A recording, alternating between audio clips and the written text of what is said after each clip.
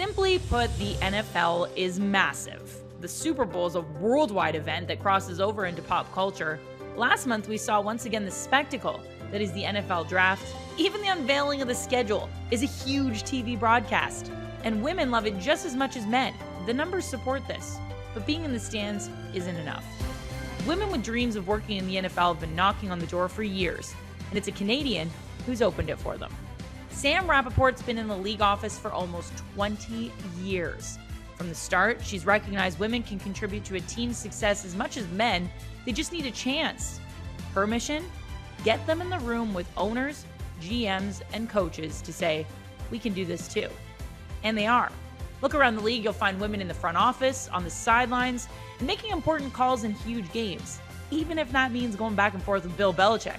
Oh, and did we mention that when the Bucs won Super Bowl 55, 2 women were part of the coaching staff? Women are thriving in their positions across the NFL now that they have a path to follow. It's all about being intentional. And because of that mindset, the biggest league in North America looks a lot different thanks to Sam Rapoport. Here she is with Tara. I am so pleased to be joined by someone who has become truly a must follow in the world of women in sports. Sam, it is so nice to meet you. Thanks for doing the show. Thank you for having me, Tara. I've been excited for this. I've had this circled on my calendar for a while. You hold a pretty lofty title, the NFL's Senior Director of Diversity, Equity, and Inclusion. These are big words. It's sort of a big overarching position that you hold. If you could distill that into your own words and aspirations, what do you want to accomplish with this job? Yeah, it's a great question. Really, what I'd like to do is, leave the NFL in a place that looks more like our country, our continent, than it did before I got there. I want to play a small role in that, as so many other people at our office are doing. And so, we know that in this country, in the United States, football is king, queen. It is the most watched sport, it's the most popular sport. And so we know that women and people of different races and genders, they want to be a part of it, not only watching it, but working in it and involved in it. And so I want to be a part of the change that is responsible for making that happen. It is absolutely no accident that you are where you are. This is sort of almost being your predestiny from a young age. So maybe set the scene. Where did your love of football spring from? So I started playing when I was a young kid in Ottawa. I grew up in Ottawa, and they offered girls touch football at my high school and in the city of Ottawa. And so I started playing a bunch of sports. I was very average at all of them. And as soon as I started playing football, I felt like I was very good at something. And so that passion of playing really led to me becoming a diehard NFL fan. I grew up watching the sport, the NFL and the CFL. And I really, when I looked at my opportunities for careers in my future, there was nothing else I wanted to do at that point other than work for the NFL. And really, I've spent half my life here. I've spent almost 20 years working in football. It seems that as a girl, a young woman growing up, you didn't have any obstacles to play the game. But is that what you're seeing across North America now? In Canada and in Mexico, interestingly, there aren't barriers for girls to play football for the most part in most areas of both countries. But, I was shocked when I moved to this country in 2003 that those opportunities did not exist for girls in America. And that it didn't exist in high school or junior high school. The only, offering was something that we call powder puff in the United States, which is basically kind of a joke, making a joke of women playing football, which is the antithesis of what we're trying to accomplish. And so part of what I've worked towards at the NFL is getting more girls involved in flag football in the United States, where football is the most popular. Because why aren't girls involved in football in the country where, the NFL reigns supreme? Okay, so you're playing in Ottawa, Nepean, you're playing through high school, you end up at McGill, and then somehow you end up getting recruited into the first women's tackle football league. What's that story? Yeah, it's kind of crazy. I haven't even told most of this, but I applied to 9 universities out of high school. And I selected the school, the only school that did not offer me an academic scholarship. And the reason I accepted it was because they had intramural flag football. And so, my parents were not overly delighted about the decision, but I knew I wanted to play football in university. And so I played intramural flag football at the school. I believe it was co-ed or all women, I can't remember. And the owner of the Montreal Blitz, which was the first female tackle football team in Canada, I believe, it's when women's tackle football started. She was walking by the campus and saw me throwing. And I got a random email kind of a couple days later asking me if I wanted to try out for the Blitz. And, I had no car, I had no way of getting, it was in Ganawaki, which is very far from my campus. I found a way to get there and I played. And, I was fortunate enough my first year to be captain and starting quarterback of the Blitz, which was one of my most incredible life experiences thus far. Basically, we ran a quarterback run to the left side. We had 3 receivers blocking, and we had my outside receiver blocking outside, and we had receivers blocking down. Basically, the run was all because of my receivers and my blockers, and that's what it's all about. I mean, this is not a league where you are making money. This is a league that you are a part of because you love it. So, I mean, what's a season in the life of a player for the Montreal Blitz? Yeah, Tara, it was crazy. Thinking back on it, we were all crazy, right? Our road games were 13-hour bus trips to and from Maine. So we would get on a bus for 13 hours. We would play for 3 hours. We would have a drink with the team for an hour. Then we'd get back on the bus for 13 hours and go home. And we thought this was normal. We were all, college kids. We thought this was great. But now when I think back on it, we were studying for our midterms and finals on that 13-hour bus ride through the night, 3, 4 in the morning, we would get home and we would have a final the next day. And so, I don't regret one day of it. It was really the best, I think probably the best experience of my life from an athletic standpoint. But thinking back on it, it was wild, right? I really hope for better things for women and girls who play the sport moving forward. That is love, indeed. That is love. Is it true, because you always had your sights set on the NFL, that a prof at McGill actually tried to dissuade you from approaching the NFL? Yeah, I think, I heard it from a couple of people when I was in university that I was shooting too high and that, I should, and, someone who was working in sports told me the same thing, that I should, look at the NFL's partners, or, potentially work somewhere else. But I just wanted to work in the NFL. I didn't want to work anywhere else. And so I went for it until I got it. And I got rejected from my first internship that I applied for in 2002. And then in 2003, I was lucky enough to get that first internship. When you think about that experience, because you had the drive to do it anyway, but how many young people are put off, when somebody says, no, you shouldn't do it. No, you can't do it. Yeah, it's tough. I think that's part of what we work with, and I know we'll get to this, but with the women in our program, is to fight against that, right? And to, when you hear those types of criticisms, you have to choose whether you want to take them in or not. And I chose not to. And, we're trying to empower women, and really everyone, but specifically women, to kind of ignore that, drown it out, and focus on what you want to achieve. And if a woman wants to work in the NFL, she should shoot for working in the NFL. And if it's not that important to her to work in the NFL, and college football or, or other things in the United States or anywhere really will suffice, then you should go for that.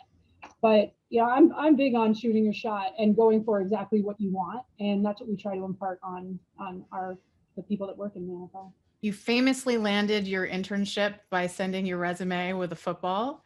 What did your note say? So I wrote on the football, what other quarterback could accurately deliver a ball 386 miles, which was the difference between the distance between McGill and New York City. So, I mean, obviously you caught their attention, but I've also heard you say that you would like for other women not to have to do it that way.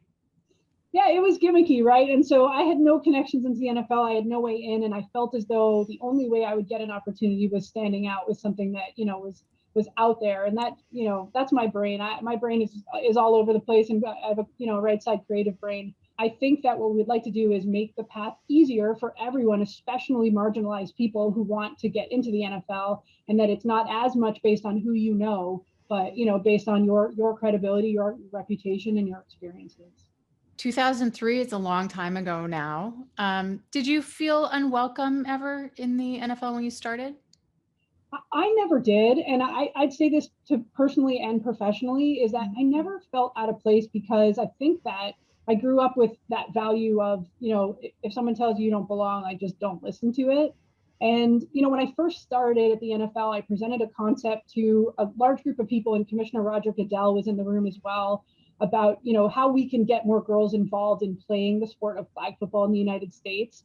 And immediately he said, we're doing that, and let's figure out what we need to do to get that done. So instead of, facing barriers and explaining why we need to do this, it was, let's try to find the resources necessary to get this done. And, I'm not saying my career has been easy. There have been many challenges and barriers that I've faced, but from being a woman in the league office, I've only had a positive experience myself. Which is great to hear. A lot has evolved though, and you've watched the game change and the field change. Where were we, where was the NFL then, and where is the NFL now? So when I started out, there were no female coaches, obviously. There were, I believe, no female scouts. We had no female officials, really no female team presidents. We were at zero across the board. And so we've seen a lot of progress, and it's good progress. It's nothing to pat ourselves on the back about yet, but now we have 8 full season female coaches, 11 full-time female scouts. We have a female team president, 3 female officials. I mean, we're growing the numbers, from a female standpoint.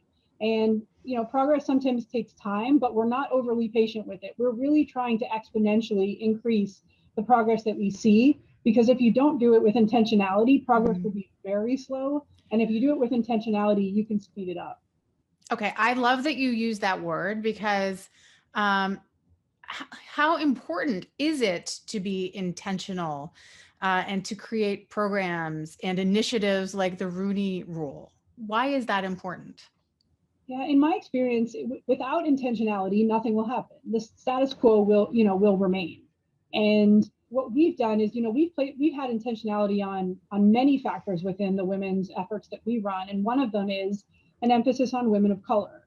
So when we started the Women's Forum, we said that a majority of the women in the program will be women of color. And if it's not the case, we're not going to run the program that year.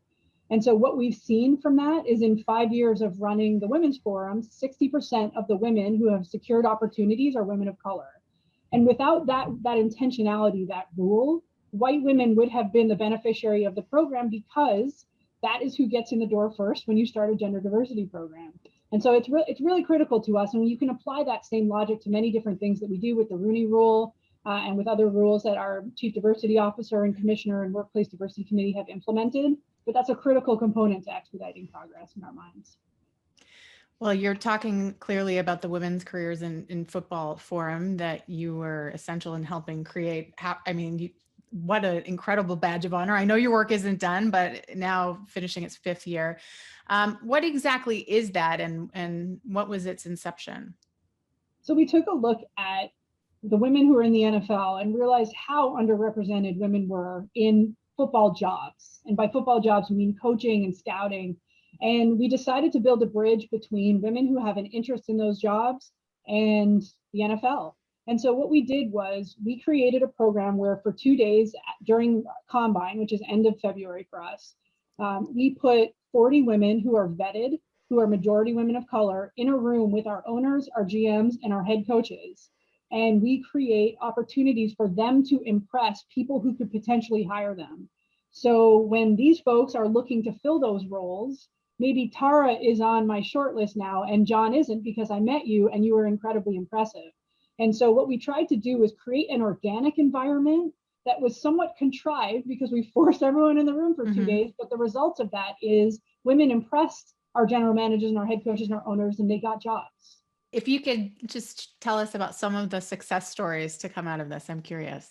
Absolutely. So an interesting recent one is Natalia Durantes was just recently named as kind of the chief of staff football programs for the Washington football team.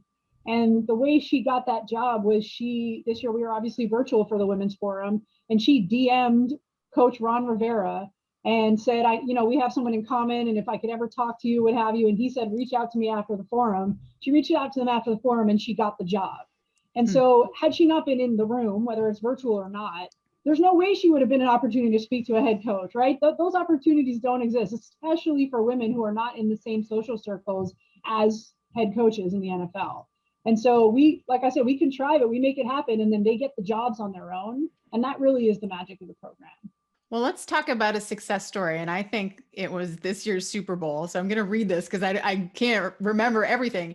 2 full-time female coaches, a female scout and scouting assistant, the most senior Black woman in an operations role, 2 female full-time trainers, a female official, Sarah Thomas. Well, first of all, what was it like to watch this game? It had to be pretty profound. Yeah, there were a few pinch me moments because what we're trying to achieve with all of this is getting closer to normalization and ubiquity. And that is our goal. And so there was a feeling of ubiquity there, right? When you're looking at both sidelines to say, we're still talking about this, so it's not normal yet. It will get normal, but we're inching closer and closer to normalization. And so, there's a lot of pride, and, obviously with the Buccaneers winning, and they're really one of the teams leading in the space of gender diversity, it even further underscored that diversity wins, and that if you include everyone, you will have the best talent, in your operation. Is there anybody who's not buying in? I mean, or like, are you still meeting resistance? We are. And so what we do is we start with the folks who are bought in. And that really is part of the secret of our success, and what we share with other leagues as well, is that we're not trying to change minds from the more, old school mentality of, football is for men, right? What we're trying to do is have the ground move from under them, because the younger, more dynamic, progressive head coaches and GMs are the ones that are doing it. They're getting a lot of accolades and credibility for it, and they're succeeding, right? If you look at the playoff teams from this year, the majority of them are leading in diversity as far as who is on their football operation. So, similar to many movements, and we studied a lot of other movements, as far as progress is concerned, and that ground moving from under them is a successful model for how to operate in this space. And that's what we've done, is we started with the people who care, and the people who don't will be left behind. Well, you're having incredible impact. I am a great admirer of your work. So, Sam, I'm going to leave you with a question that we leave all of our guests with. And it is, what is your best advice to a young Sam Rapoport? So it's a great question. I might go off course a little of what we were talking about before, but I am a proud out gay woman, working in the NFL. And I struggled with that significantly when I was a kid and a teenager and even a young adult. And I kept that a secret for the majority of my life. And, I wish that I could talk to her and tell her that, this is going to be, not only is it going to be okay, but it's going to be celebrated, and it's going to be something that makes you interesting and different and make people want to be around you. I never would have believed that if you told me. I would have said, yeah, okay, there's no way that's true. But if I could tell her, younger me anything, it would be that it is going to be okay. You just have to hold on a little bit. Outsports Female Hero of the Year 2018 for that very reason. You're brave, you're bold, you're amazing. Sam, thank you. Tara, thank you so much. I really appreciate this.